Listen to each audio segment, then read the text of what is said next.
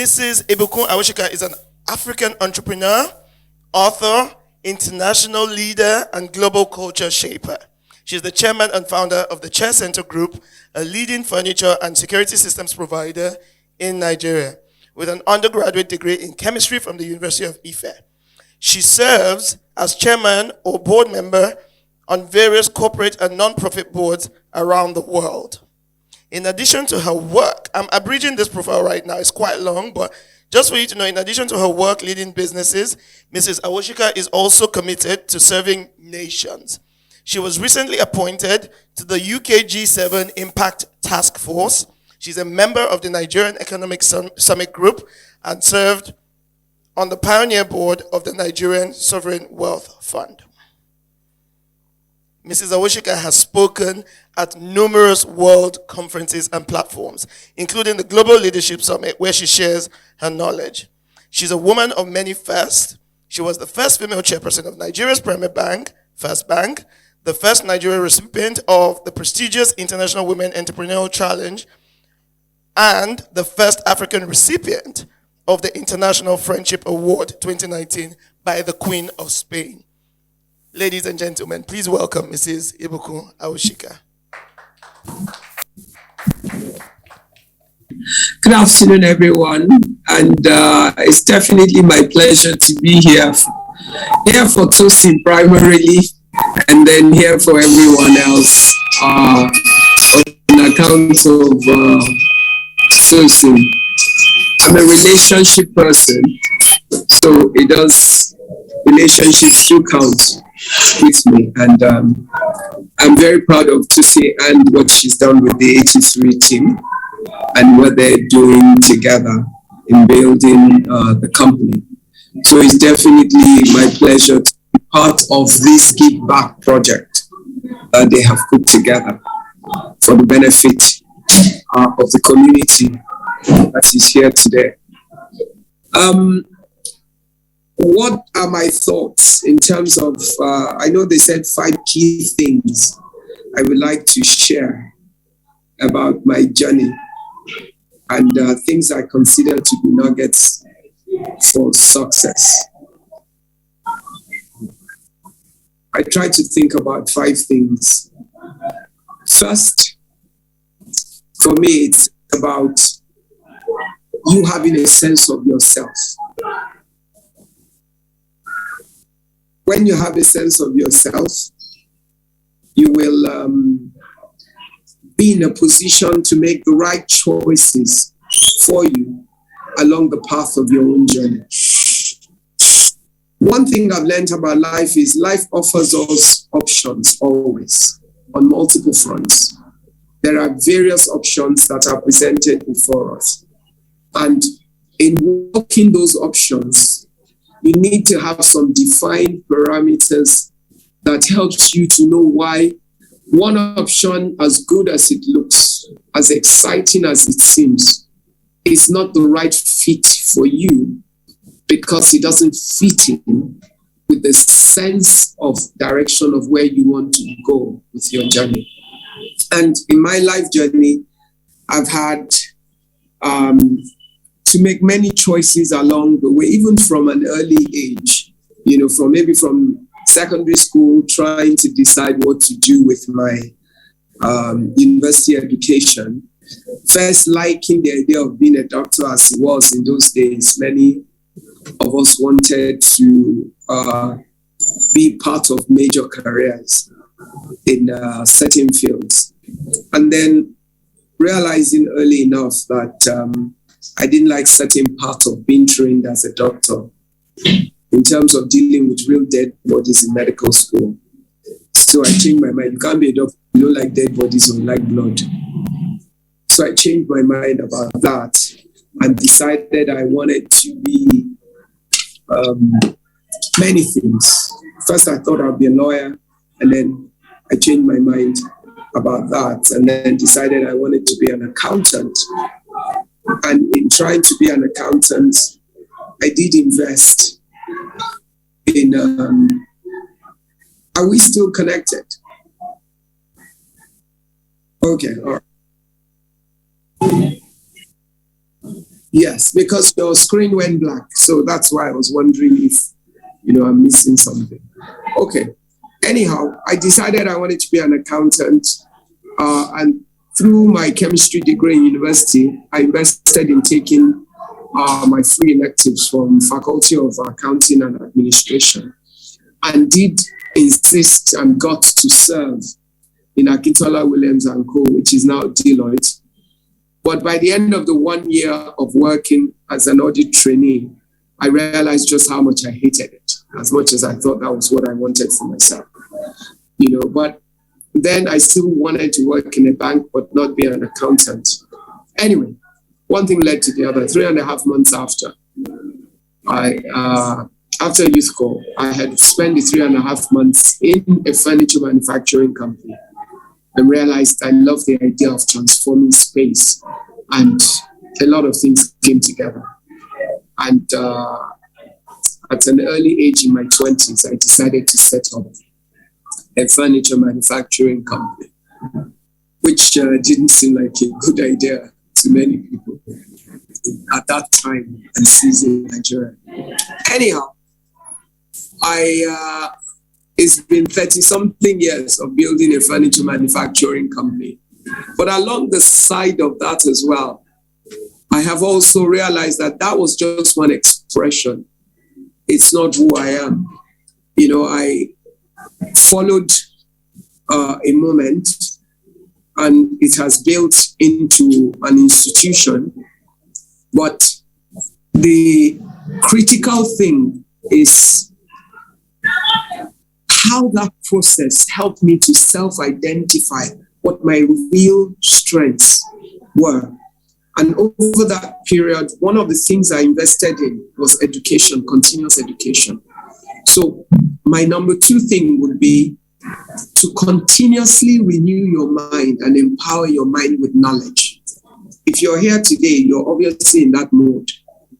It was one of the things I developed was to always go back to school or to gain knowledge in any way.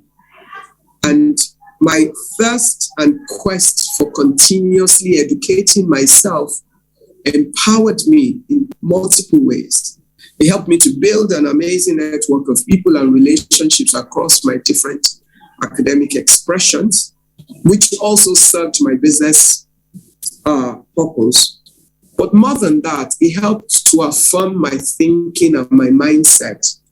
And ultimately, I could get to a place over the course of my life where I realized that my real strength is a strategic mind. And not just as an entrepreneur that had built a company, is that I had the capacity to strategically look through situations with a solution-centered mind. And that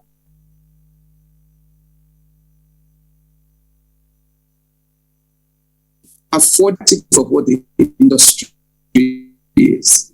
Because you see, applying your mind to a different set of problems across multiple industries, it's something you can do. It's not, I don't have to be involved in solar energy or be an engineer to chair a board like D-Lights that I do, because what they offer is a solution to transform lives. But what I do as chairman of the board is to facilitate the structure, the strategy, the governance, working with other directors and the shareholders of the company to deliver value, the intended value to the end user. So knowledge is important. A sense of yourself is key. Now, discipline, because you see, no matter how much you have a sense of yourself or how much knowledge you have, you need the discipline to stay with it rather than to run off in different directions. Why? Because life always offers you options.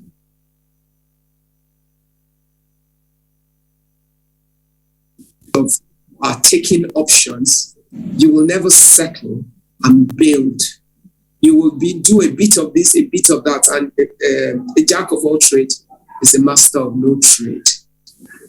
And when you're a master of no trade, you cannot own any space, because you can't define yourself in any space in a way that you earn your stripes and build on that. I mean, if we take 83 resources, obviously, Tosin knows her core area, her core talent.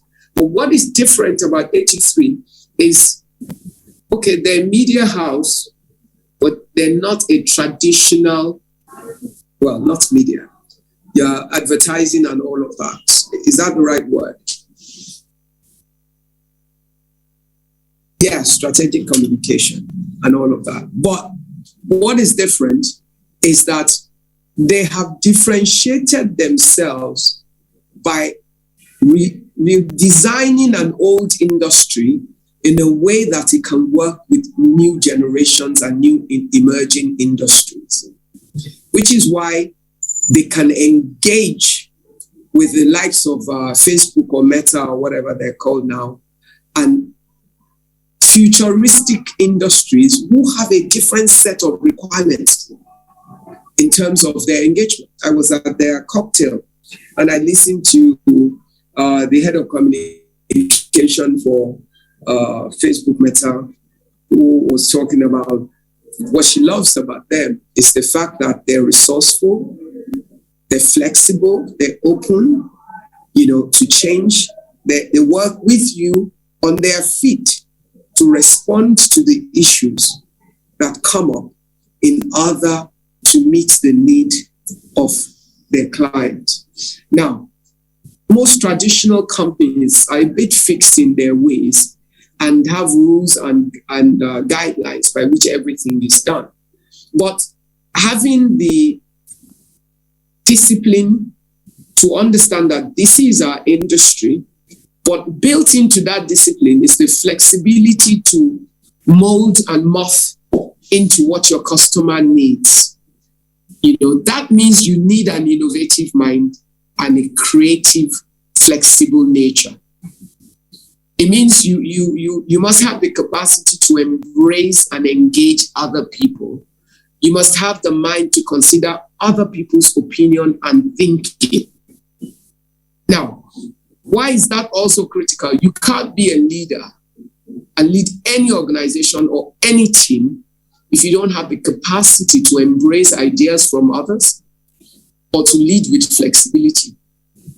The traditional leader thinks that their voice is the most important voice, but that's foolishness. Because frankly, if you engage people, especially smart people, you engage them because they have something to offer. If you then narrow your opportunity to take from them because of your arrogance of self, then you cheat yourself of that which you're paying to receive, because it then means that you're not able to get the best out of your people because you have not facilitated an environment where they're able to freely share their thoughts and their opinion, so that you can gather the equity of thoughts and opinion and talents of the people that form part of your team and have the best of it for the benefit of the institution or the organization. So if you want to succeed in life, you have to have that openness of mind and spirit that allows you to respect other people for what they bring to the table and not think that you are the most important person in the room. One thing I've learned as an entrepreneur for over 30 years is that I'm never the most important person in the room, not even to the least level.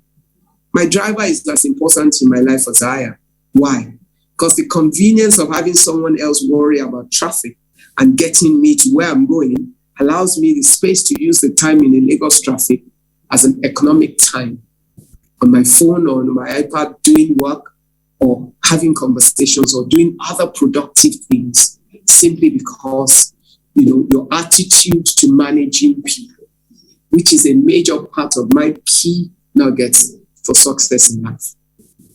Your attitude and your view of people is one of the biggest things that you will need to succeed in life. that you will have the capacity to treat people as important, no matter what their station is in life. That the least person in your life could be the one that would save you tomorrow. And that you don't treat people based on their bank balance, but you treat them because they're human beings. And you treat them with respect, with consideration, I always say, be just, be fair, and be equitable. Those three things for me are key in my interaction or association with anybody. I want to be sure that I treat people with fairness. I want to be sure that I am just in my encounter and in my decisions or actions concerning them. And that I'm equitable, which means as I'm considerate of them, I'm considerate of me. I find a balance to make it beneficial to all of us. And ultimately, that is a major thing in every interaction. Some people think it's about that the bottom line is the most important thing. Sometimes you lose the win. You must learn how to lose the battle to win the war. There's some days to make a customer happy. I had an incident of recent. We had a host of, God knows, celebrations over my birthday. And on one of the key event days, the food vendor, had a major mishap, and they messed up on a big level. But, and she was so miserable, cried and cried and cried, and actually told my event planners that she was not going to take a dime. But how do you do many millions naira worth of work and say you're not going to get paid at all simply because? So I said to them, don't let her do that. I will not be responsible for destroying somebody else's business. And it's simply because I know that she's good at her job. I know that on every day until that day, she has shown up and she has delivered for me at different times. So she has a track record as a person, and she has integrity with me personally in terms of how she does her work. And as a business person, I considered her and looked at myself as a business person as well and thought, you know what? There's always one bad day in people's life and in people's career. And some days things just don't work. Stuff happens. And if I now, because I'm sitting on the upper table in that transaction, hold that against her, I just didn't think it was the right thing to do. So I said to them, make sure she gets paid to the level of the work that they did. And she sent me a message to apologize and all of that. And I just sent her a message back that said, don't worry about it. Stuff happens. Some days things don't work. And I know your heart and how you do your work. So it's fine. And incidentally, the same day I saw her at an event. And, she came to me almost in tears, trying to apologize. But I just hugged her and said, you know what, it's fine. And she just kept saying, thank you, thank you, thank you, thank you. Now, I hope that the day I mess up on something, I get the same grace. So it is really one of my key things why people are important to me, because frankly, there's nothing you're going to do in life that people are not involved. Every door you will walk through, there's a person at the door waiting to open or to shut the door against you. Be about how they have experienced you or how you have made them feel. So be intentional about treating people well. Drivers, stewards, clerks, bosses, every level of human being is important. And you have to consciously train yourself not to deal with people from your stage in life, not to deal with people based on where you are and what position you think you occupy.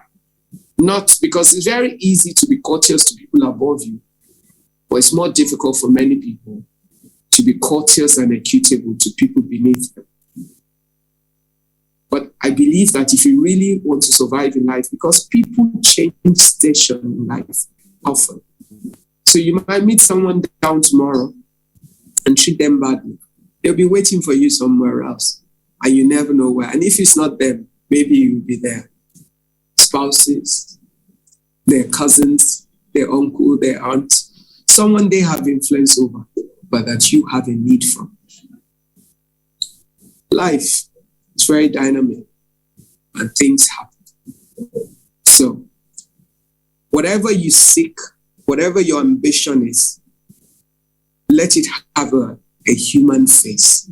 Let humanity be at the center of it. And my final thing is your value system.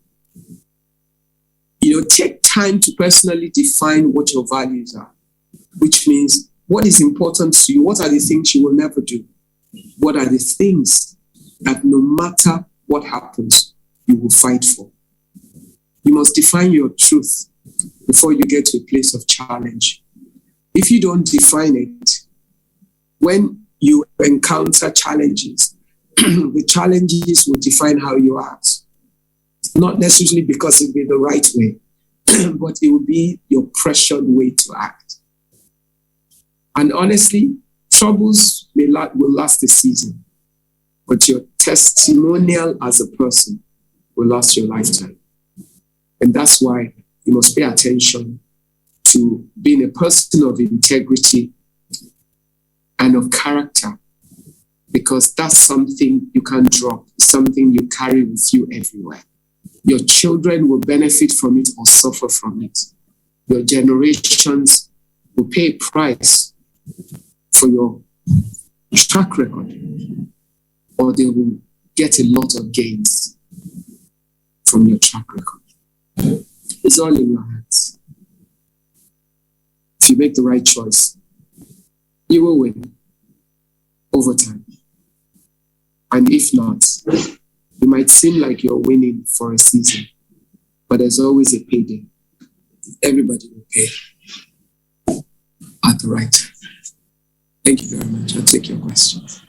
I was just saying that when we were setting up the bootcamp in December, we were just celebrating your birthday. And I remember it being a week-long celebration. And I was contemplating, oh my God, should I ask? Should I not ask? Would it be too much, I'm just, I don't want to comment that I'm really, really thankful that I did. Because we've had several sessions today. The leaders have been fantastic. Everybody comes from the corporate perspective, but I like the twist you gave to it, the human perspective. And I just wanted, mine was just a comment really before I hand over to one or two people to ask questions, to say the human aspect that you spoke about resonates. I think it's something we should all, if there's anything we take away from here, because I had experiences in my past that were quite, funny when it came to people related. And funny enough, if I could share, one or two of the people that I encountered when I was in banking that were really bad bosses have actually met me in recent times and they're apologizing. So there's a reason. So that point you made really, touched me. So I just thought I should say that. But I think one or two people want to ask a question. Chibuzo. Thank you, Ma, for the insightful session. I just want to ask, as a young lady who is trying to build her career, I'd like to know how we can deal with imposter syndrome. Sometimes you really know what to do, but the imposter syndrome just seems to hold you back sometimes. So how would you advise we deal with imposter syndrome? Thank you. Okay, this almighty imposter syndrome that we will, I think first and foremost is, if you are occupying a space, just know that if you have no reason to be there, you're not likely to be there. There's nobody that will give you a job that they know you're not qualified for. Because if you are not, they're going to mess things up for them. Now, it's okay to be afraid, but what is more important is that you're able to do what you want to do despite your fear. Okay, so what you want to learn to do is to do it afraid and not run away from doing it at all. Because you're thinking that, I shouldn't be here. Just get on with it. If you get on with it and you begin to see your results, you start gaining some level of confidence in terms of it. There's some things there's some practical things you can do that helps you where imposter syndrome is concerned. What actually a brag shit? What's a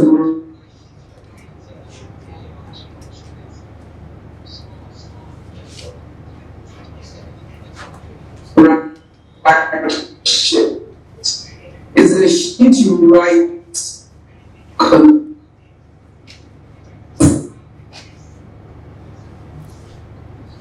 take joyful. That tells you, any projects you took on that you were able to deliver on, that shows you that you were able to deliver on the project. Any exams you took that you passed, that shows you have capacity to do it. Remind yourself, make a list of those things that you've done well, so that when you get to the moments of self-doubt, you can go back, put the brag sheet in a place where you can see it often, and you can tell yourself, it's you that did these things now. It's not somebody else. You have the capacity to do what you do. You won't always be perfect for every job. Now, if you take a job that you're perfect for, it means you've already outgrown the job. Because every job must have inbuilt into it space for growth. Which means there must be new learnings on a job, and there must be space for you to grow within it. If there is it, you're in the wrong job. If you're perfect, you can do everything there easily, you're going to be bored in a short while. So, accepting the challenges of a new assignment or a project is part of your growth. And it means you're open. It also means you're teachable. Part of how you deal with your imposter syndrome is find the right support system. Find your enablers, people who recognize the talent that you bring, the ones that will hold your hand when you're feeling the woman, to have the courage to move forward. Now, you might still get there tomorrow. I know many amazing women who have done amazing things, and yet they were always fearful people. They're still fearful. But it's about learning to do it afraid. Okay? So, and just because it's become a thing, I think women are now, sort of wired their mind to say, I have imposter syndrome. It's not a headache. Okay? It's not malaria. It's not a sickness that you should separate or hold on to. It's an idea that women feel inadequate in this space, but as your male contemporaries, they probably don't feel completely on top of it as well, but yet they take the job and receive the help that they need. So take the job and learn on it, find the right support, own up when you don't know, ask for help, be teachable, and then look in your mirror every day and remind yourself, you can do this, and you will. Trust me. I'm taking on jobs that seem like they're bigger than you, and there's not one that I failed at. Thank you. Thank you. All right. Thank you so much for the nugget. I really appreciate the fact that you infuse the human aspect into businesses. So my question is around trust. So as an SME, for peradventure you've had bad experiences trusting a lot of people, either to partner with you or some clients that you trust so much, and you went the extra mile to help them deliver some certain jobs and all that. In a situation where you've had bad experiences, and because you're still partnering, and there are new clients that are coming in, and you're finding it difficult to really give them that trust to help them go the extra mile, which is necessary for you to scale up in your business. How do you manage the situation in the area of trust when it comes to business and also the human relations? Trust is a gift that you give to people at the beginning. Okay? It's easier in life to approach your interaction, whether in business or so with people, starting by giving trust as a gift. It makes your life a lot easier. Now, that doesn't mean you will not do your due diligence, which means that if you are going to give a credit line to a customer on trust, have you done your work to find out that customer's track record as a debtor? How do they deal with customers? What is the culture of that company in terms of pay? But even though you do that, you still have a responsibility to check out their resume. And you look at the big scandal in America right now, the guy who's in the House of Rep, Santos, a guy who fabricated an entire profile of the perfect candidate to win House of Rep in the area or region that he was contesting for. And he won. But now,